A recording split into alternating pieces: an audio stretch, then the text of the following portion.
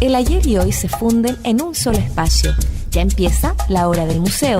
Identidad, cultura y el diario acontecer se mezclan para dar forma a un encuentro cotidiano con nuestra historia. La hora del museo, el programa del Museo Histórico Nacional, conducido por Rocío Muñoz.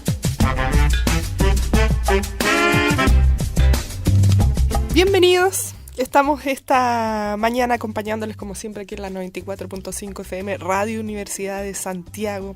Iniciamos un nuevo programa de la hora del museo, este espacio del Museo Histórico Nacional. Los invito a que estén revisando la página web que es www.museohistoriconacional.cl para que vean los detalles de horarios y las nuevas exposiciones que hay por estos días ahí en el museo.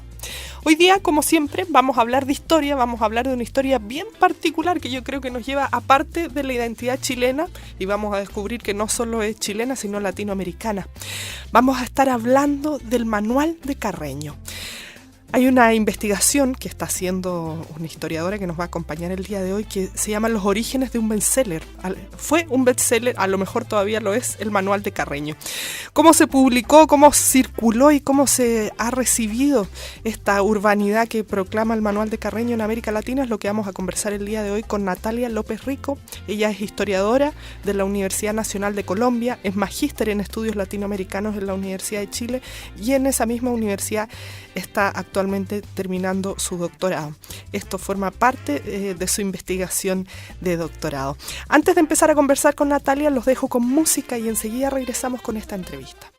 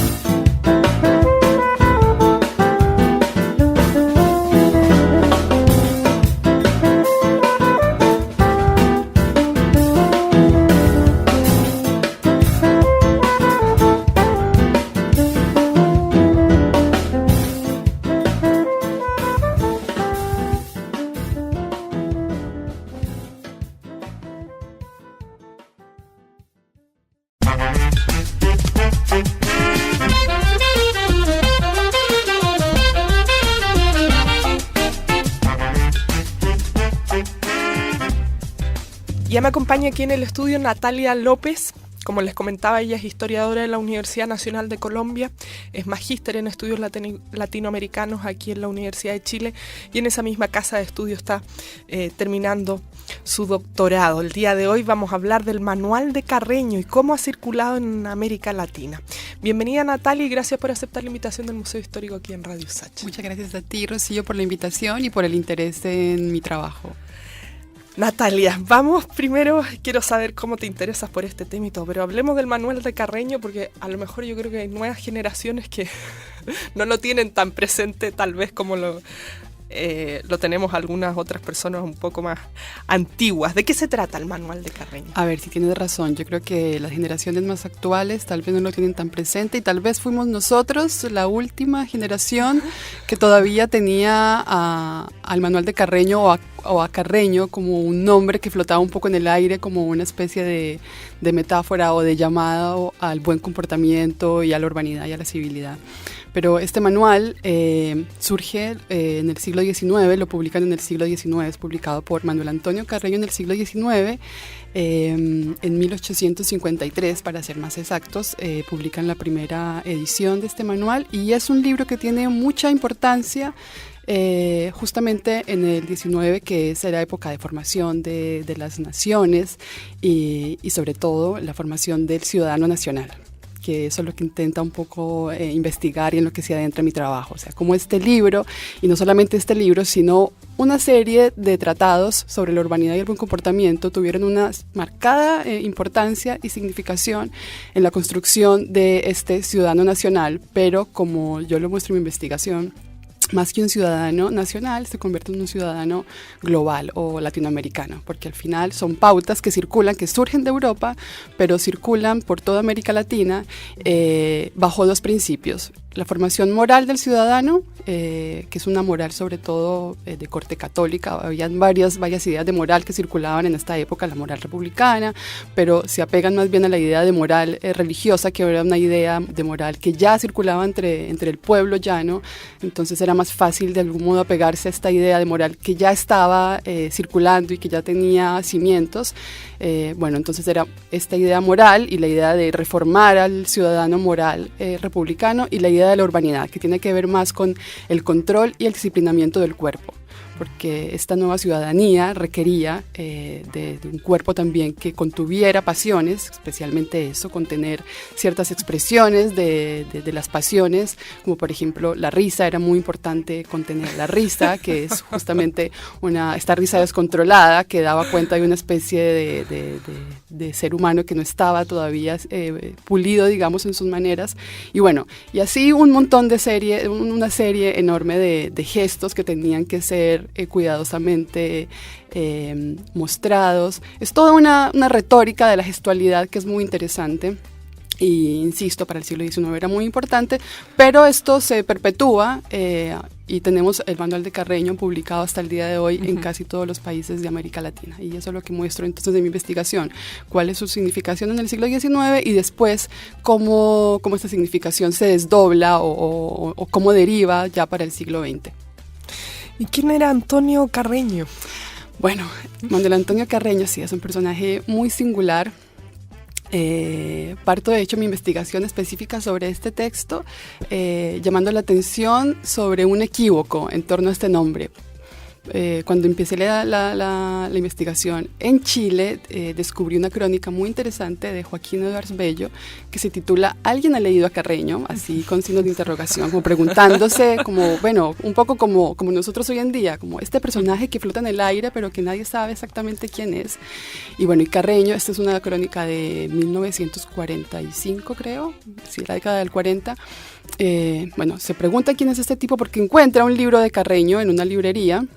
Y queda con la curiosidad de saber sobre este personaje, y él busca, dice que va a las enciclopedias, a enciclopedias biográficas, y no encuentra a Carreño, así que decide llamar a Guillermo Feli Cruz.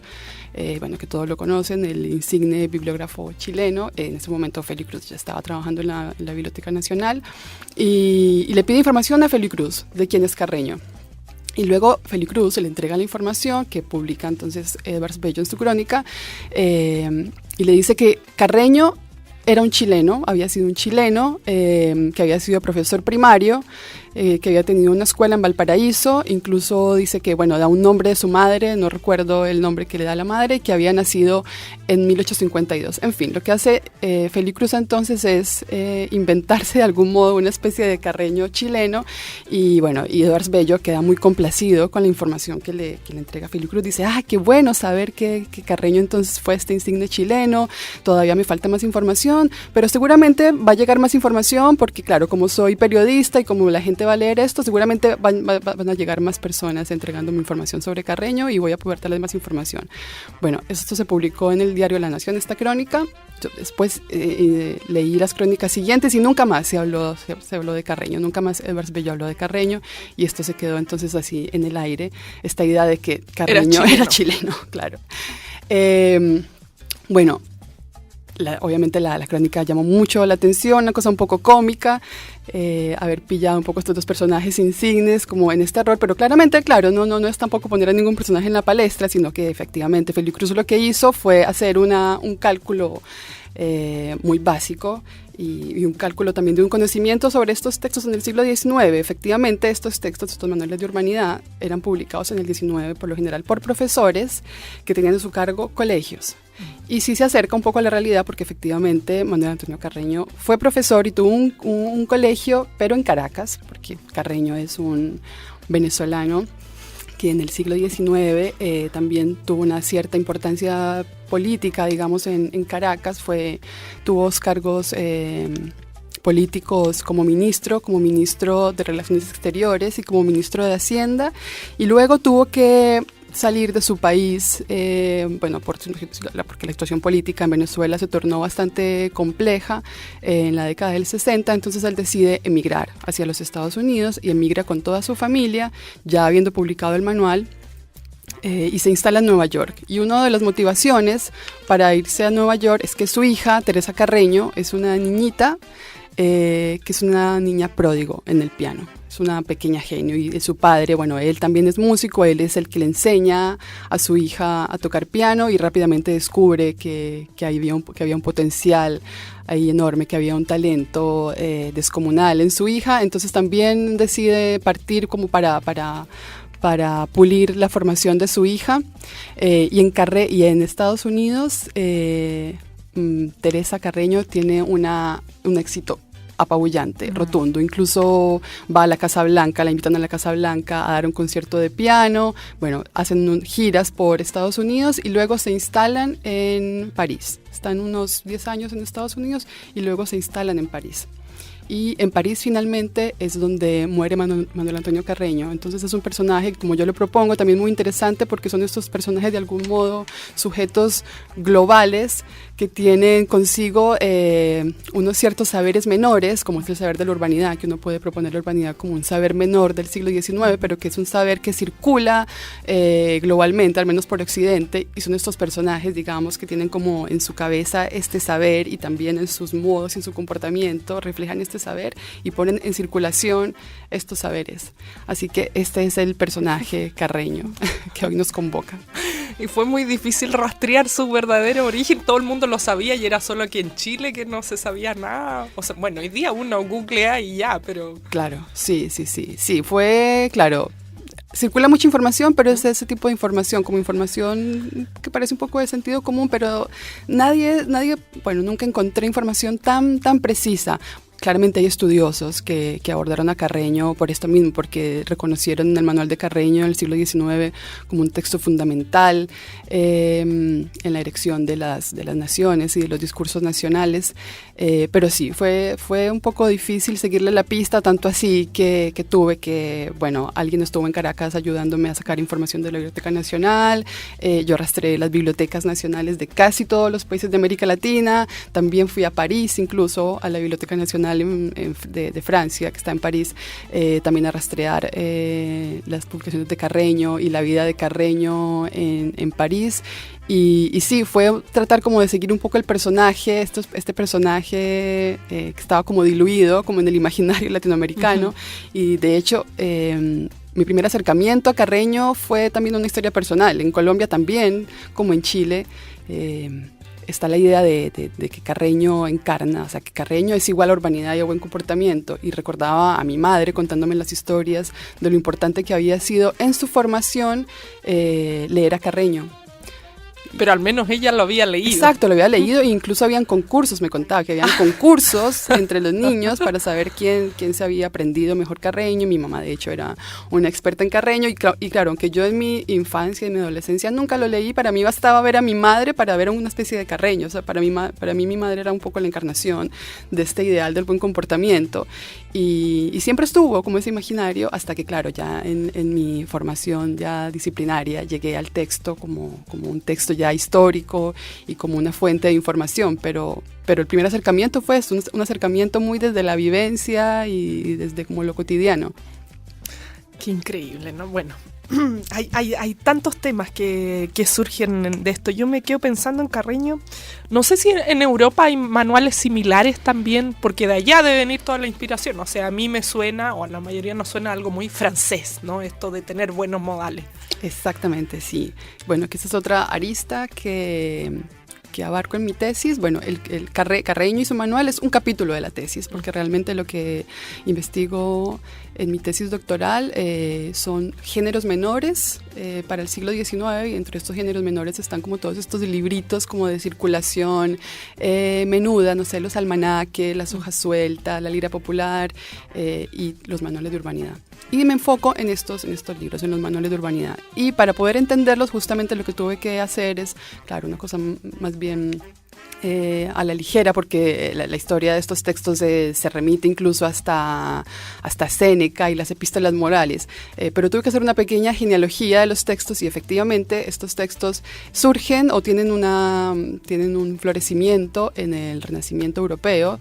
Bueno, cada corte importante europea tuvo su propio modelo. Estaba, no sé, el cortesano de Castiglioni a fines del siglo XV en Italia. Luego este modelo de algún modo se traslada a la corte francesa, pero antes de esto el principal antecedente es Erasmo de Rotterdam, que escribe en el siglo XVI, a principios de 1530, se llama un librito que se llama De la civilidad en los niños, que es una también como de las obras menores de Erasmo, pero que es un libro que tuvo una tremenda también importancia en la formación del ideal como de la urbanidad y la civilidad humanista. Bueno, entonces de ahí, digamos, parte, ese sería un poco el germen, esta civilidad en los niños, que Erasmo de Rotterdam ofrece como una civilidad que es cortesana, pero que puede democratizarse o popularizarse. El libro, de hecho, Erasmo de Rotterdam lo dedica, a un niño de la corte, pero a través de él a todos los niños. La idea entonces, como con este humanismo renacentista, es poner a disposición, digamos, este saber, que es un saber de la urbanidad y el buen comportamiento. De algún modo era una manera también de asegurar un poco el equilibrio y la paz entre seres humanos. Si todos sabían comportarse, se iban a evitar entonces los enfrentamientos y la violencia. Y bueno, y de hecho este libro es estudiado también como un libro muy importante en la formación de la civilización europea, porque da cuenta un poco de eso, de cómo del ideal caballeresco, que todavía es un ideal donde hay lucha, se pasa a este ideal humanista de la civilidad y la urbanidad, donde lo que prima es la contención de las emociones y la contención de las pasiones para el buen trato, digamos, entre semejantes. Y bueno, y de ahí de Erasmo de Rotterdam, el ideal o el discurso de la civilidad y la urbanidad tiene un camino, que también trato de recorrer, como decía, un poco a la ligera, pero tratando de mostrar los principales hitos. Ahí salta efectivamente a la corte francesa, donde esta civilidad y urbanidad ya se convierte lo llevan un poco al paroxismo. Ya hay que medir cada gesto, no sé, las cortes francesas, Luis XV, para él era muy importante, eso lo sabemos, ¿no? O es más o menos de conocimiento general, que era muy importante que cada pequeño gesto, cada detalle del vestuario fuera significativo, sobre todo como marca de jerarquía.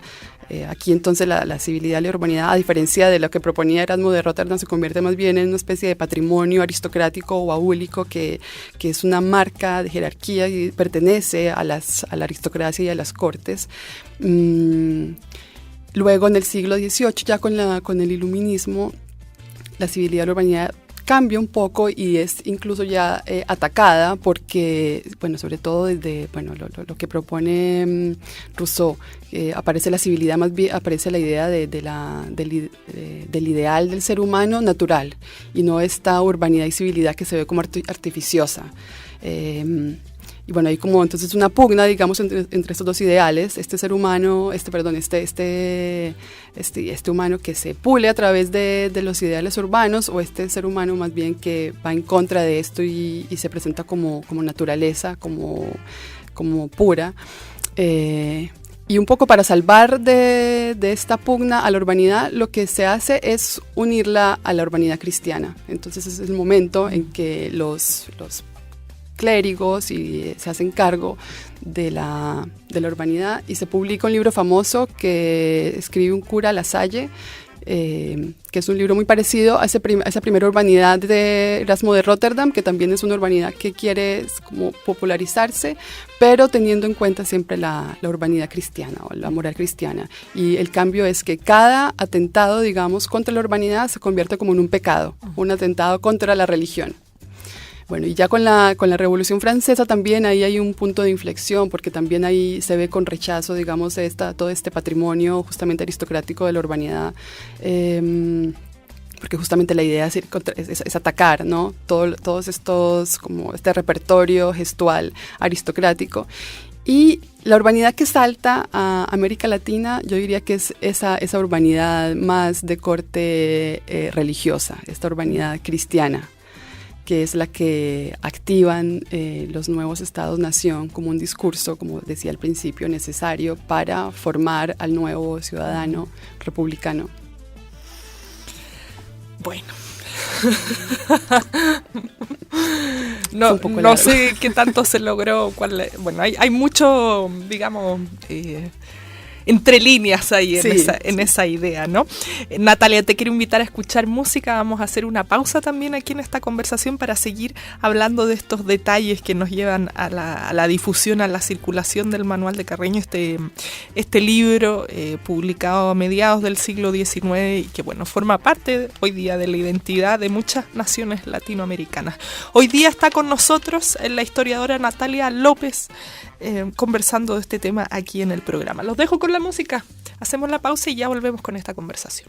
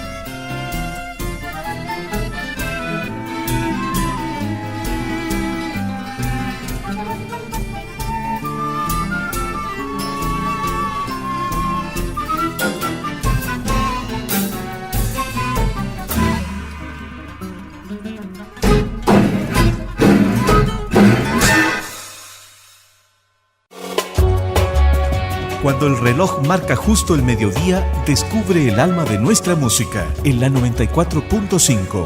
El Alma Nacional, con el sonido del Chile más profundo, las obras cumbres del canto popular y las nuevas generaciones de la música de raíz. El Alma Nacional. Cantores, trovadores y cultores conviven con exponentes de música fusión en Radio Universidad de Santiago. Lunes a viernes a las 12 del día y 4 de la madrugada y los domingos a las 15 horas. Te esperamos en El Alma Nacional.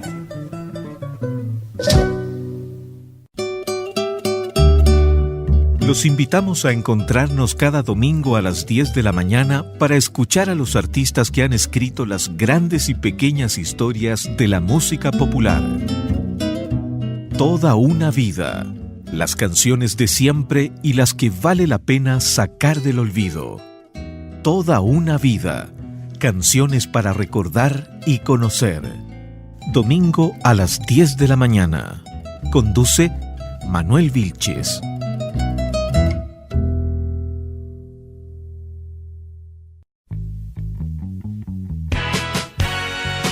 Ya nos conoces, en nuestra 6ª temporada seguimos juntos con los temas ciudadanos a los que te puedes sumar en nuestras redes sociales. Lo que te preocupa, lo que te interesa, la contingencia y entrevistas con líderes de opinión. Y por supuesto, la música que más te gusta. Todo en la 94.5 FM a las 17 horas, en Sin Tacos ni Corbata.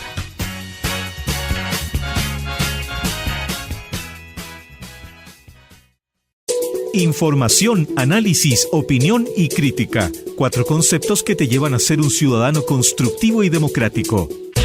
Sin Pretexto, el programa de análisis de coyuntura y debate de radio y televisión de la Universidad de Santiago. De lunes a viernes a las 8 de la mañana y a la 1 de la tarde en el 94.5 FM, 124 AM. Síguenos también en redes sociales y en www.radiousach.cl. Infórmate, conoce y opina en Sin Pretexto.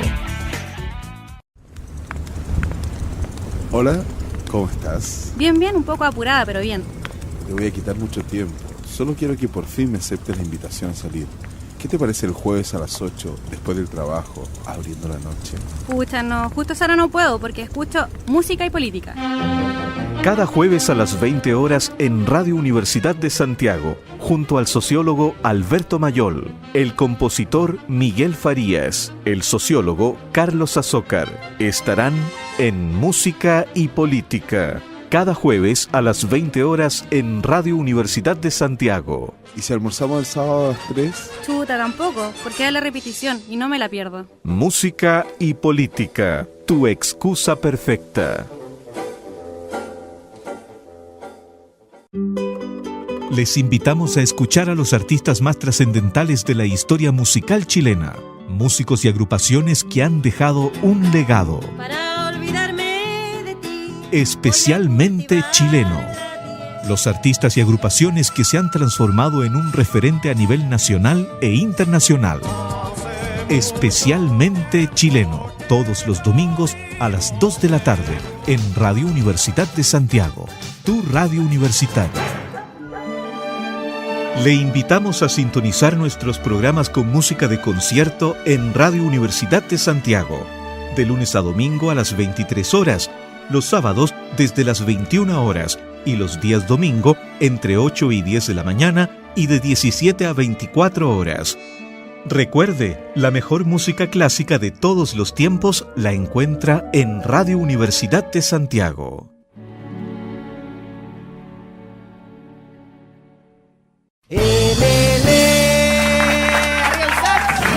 Desde el folclore hasta el rock. Desde el hip hop hasta el pop. Desde la cumbia hasta el jazz. ¡Que viva la escena! Somos Escena Viva, la mejor música en vivo en Radio Universidad de Santiago. Muchas gracias. Radio Usach, ¡arriba! De lunes a viernes a las 19 horas con la 94.5 FM y en radiousach.cl.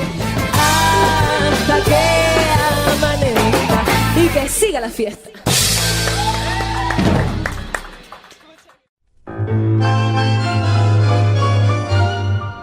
Cada domingo en Radio Universidad de Santiago, un clásico de la radiofonía. Tango Visión. Desde 1975 al aire con tangos del más alto nivel, uniendo tradición y vanguardia musical. Tango Visión, un programa conducido por Enrique Carrión. Domingo, 11 de la mañana, en Radio Universidad de Santiago.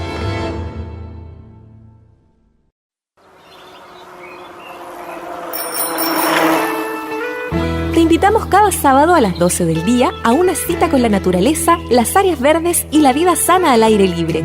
Radio Universidad de Santiago te acompaña a un paseo por el parque. No lo olvides, te esperamos en Santiago Verde, un programa del Parque Metropolitano de Santiago. Cada sábado justo al mediodía.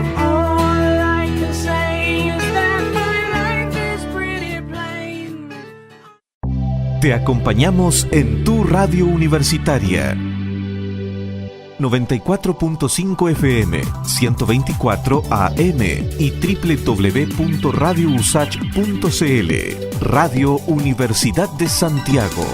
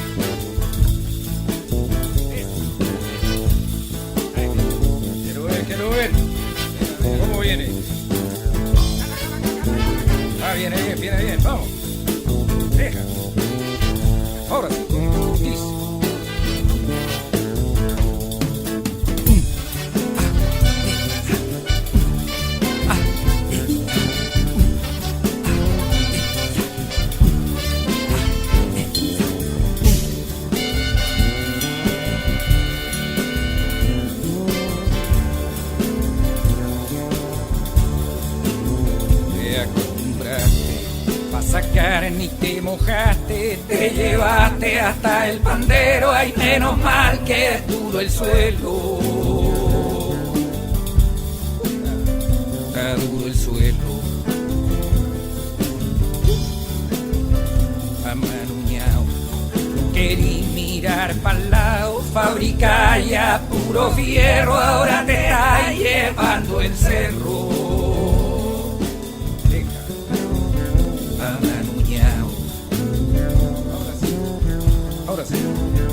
Ya párale, pues carroñero, ay, no te sirvo pa' hacer fierro, ni pa' hacer como que le hago un hoyo al cerro. Ni pa' hacerle un hoyo al cerro, ay, ni pa' nada que saque chispa, ay, no te sirvo pa' tornillo de organillo. Camaronero, anda agarrándote el sombrero. Ay, ay, ay, oiga.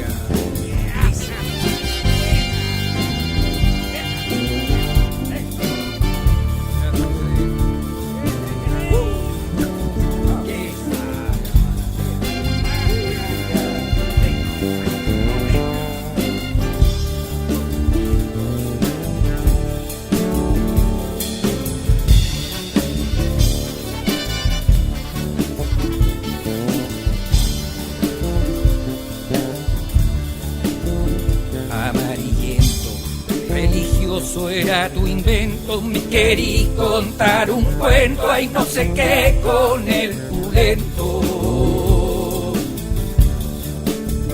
Con el pulento.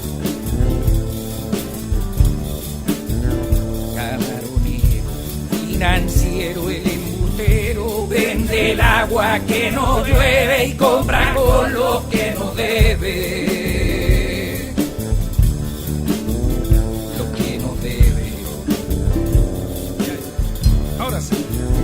Amanuñao, estás quedándote pelado, ay, tú te viste que el alpiste es pa'l caimán Anda agarrando tu sombrero, hay pa'l que sabe estar a vista y no pa' vos que así sufrir al mundo entero. Amanuñado ahí me tení más que cabreado. Déjale.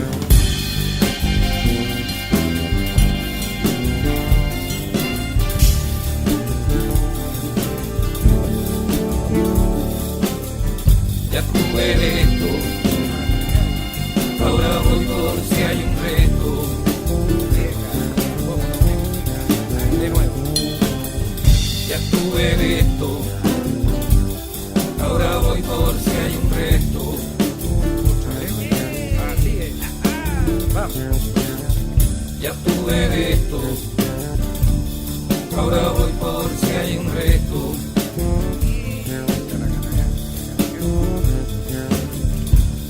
De esto, ahora voy por si hay un resto. ¿Cómo no? ¿Cómo no? Ya tuve de esto, ahora voy por si hay un resto.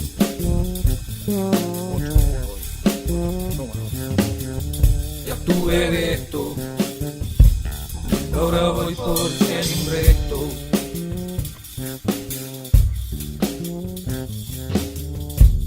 De esto, ahora voy por si hay un reto.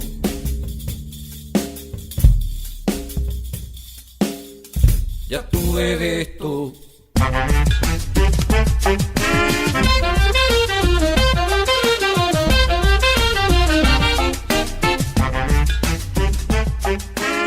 Estamos de regreso el día de hoy conversando con Natalia López. Ella es historiadora de la Universidad Nacional de Colombia, es magíster en estudios latinoamericanos en la Universidad de Chile y actualmente está terminando su doctorado también en la Universidad de Chile. Hoy día estamos hablando del manual de Carreño.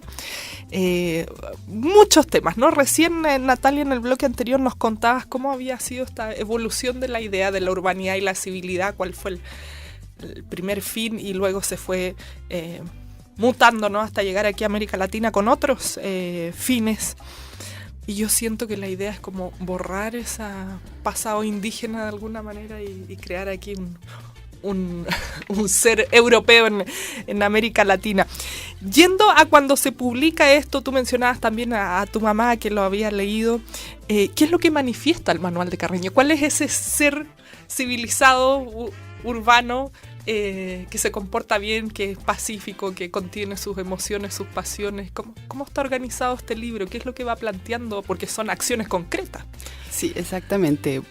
Bueno, el manual, como casi todos los manuales, tiene dos partes. Una primera parte que se llama Los deberes morales del hombre, que es el apartado que abre el tratado, y una segunda parte que trata de la urbanidad específicamente. Bueno, los deberes morales, como decía hace un momento, es una moral basada en la moral religiosa, una moral cristiana. Entonces apela a los deberes que tiene el hombre con Dios, de la fe, de siempre al levantarse invocar una oración, lo mismo al acostarse. Bueno, estos son los deberes morales. Bueno, y también deberes morales que se replican ante la familia, ante la patria, que era muy importante también para el siglo XIX, esta reforma moral, o sea, la nueva situación política, la nueva realidad política también implicaba un nuevo compromiso moral de los nuevos dirigentes. O sea, recordemos, estábamos en un momento donde se estaban inventando, poniendo a prueba todas estas instituciones. Era importante el compromiso moral de los gobernantes y de los ciudadanos. Si ya no había rey, si era esta idea abstracta de la república y este gobierno, digamos, soberano, esa soberanía del pueblo, había de algún modo que comprometer entonces a la ciudadanía con esta nueva idea de la pertenencia, digamos, a un nuevo pacto político, y esa pertenencia o ese pacto entonces se estrechaba a través de la moral.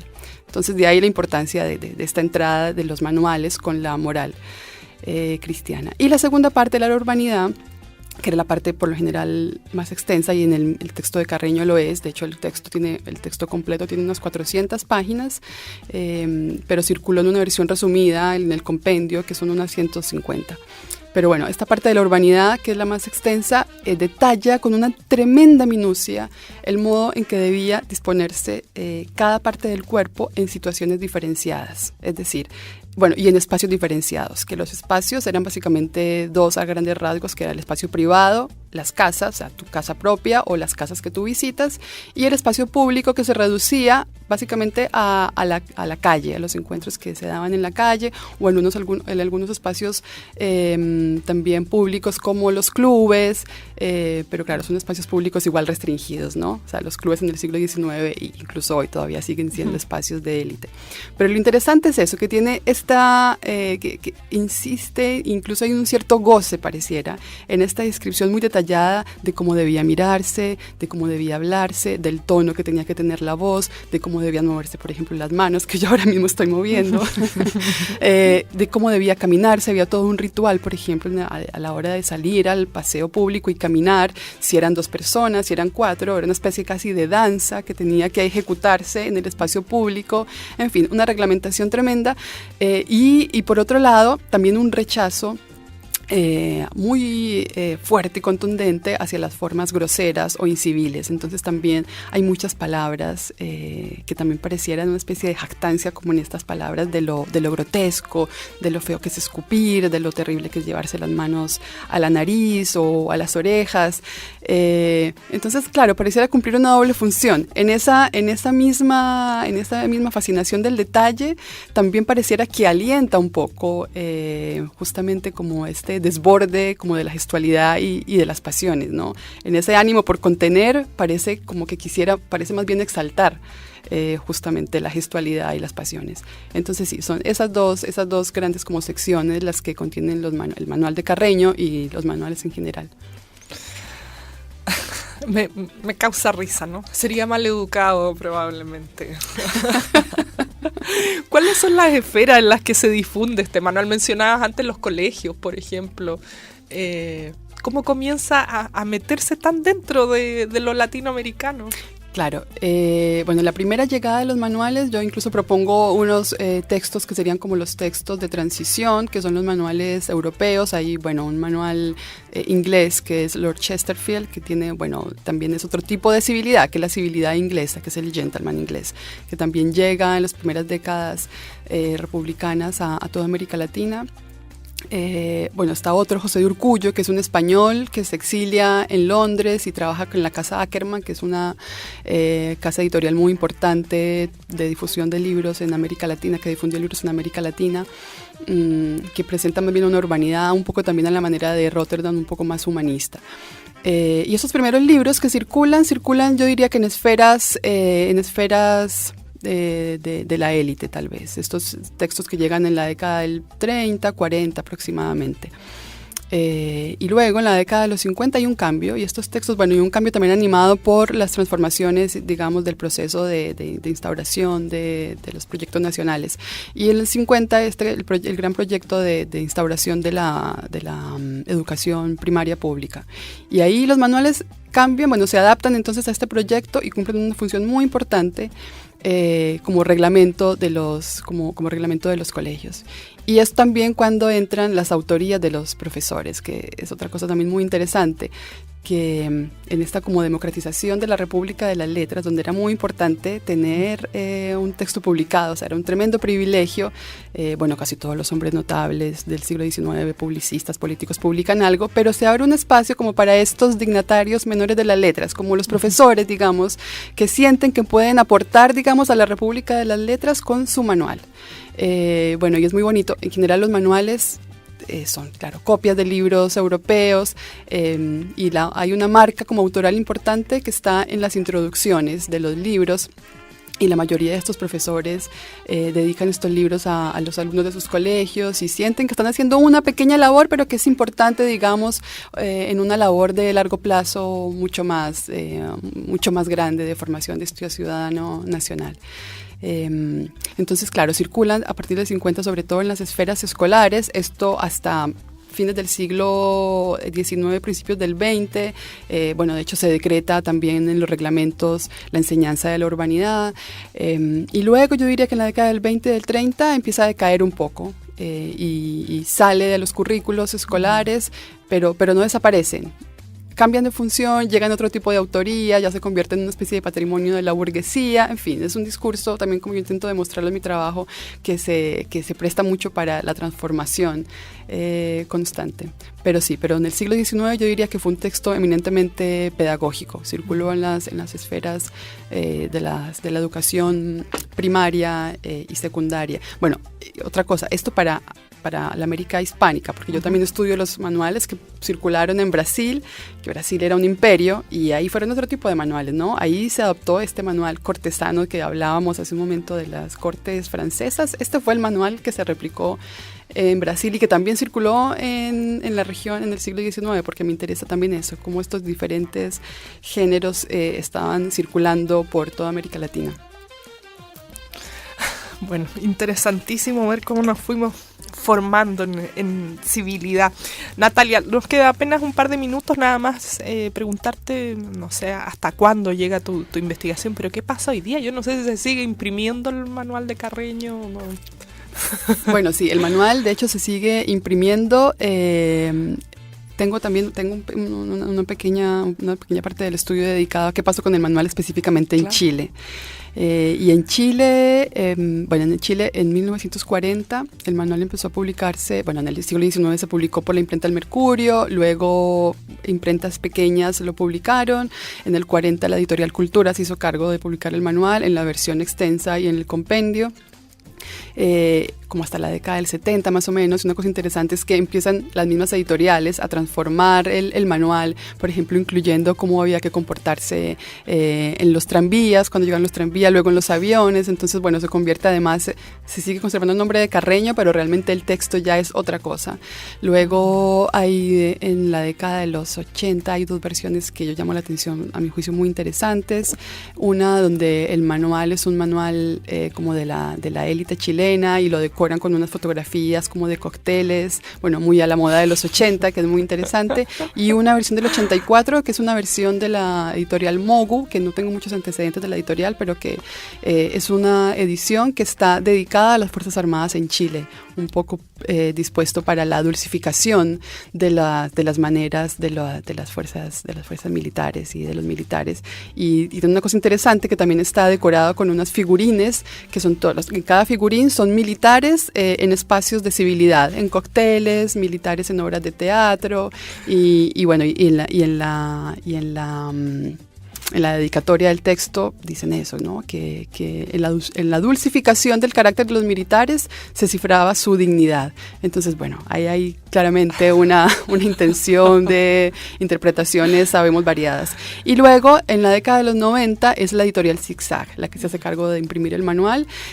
Yo me contacté con la directora de Zigzag y lo que ella me cuenta es que sí, que lo publican cada año, cada 2 años, sacan de 2.000 a 1.000 ejemplares y bueno, y se sigue vendiendo. Dice que ella hablaba de una venta transversal y circulación transversal. Eso quiere decir, bueno, que quizá, claro, no hay un consumo muy definido, pero me imagino que madres, sobre todo, no sé, para la formación de los chicos, o sea, las generaciones justamente tal vez de nuestras madres, para las que todavía estaba muy presente Carreño como un ideal de buen comportamiento, siguen poniendo en circulación este texto, y seguramente colegios, porque también lo sé que algunos colegios de regiones utilizan todavía el manual de Carreño, sí, como un texto escolar.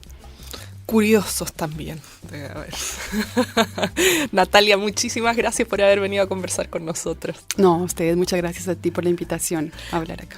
Un gusto haberte tenido aquí. Hoy nos acompañó Natalia López, historiadora de la Universidad Nacional de Colombia, magíster en estudios latinoamericanos en la Universidad de Chile, donde también está haciendo su doctorado el día de hoy. Estuvimos hablando del manual de Carreño. Nos vamos a despedir con música y nos volvemos a encontrar mañana a partir de las 11.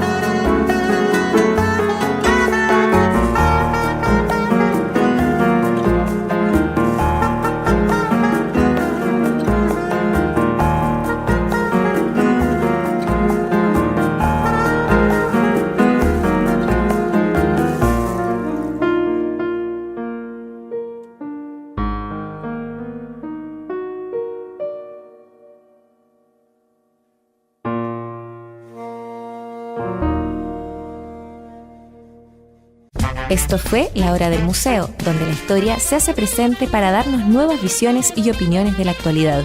El Museo Histórico Nacional y Rocío Muñoz te esperan de lunes a viernes a las 11 horas con nuevas voces y relatos.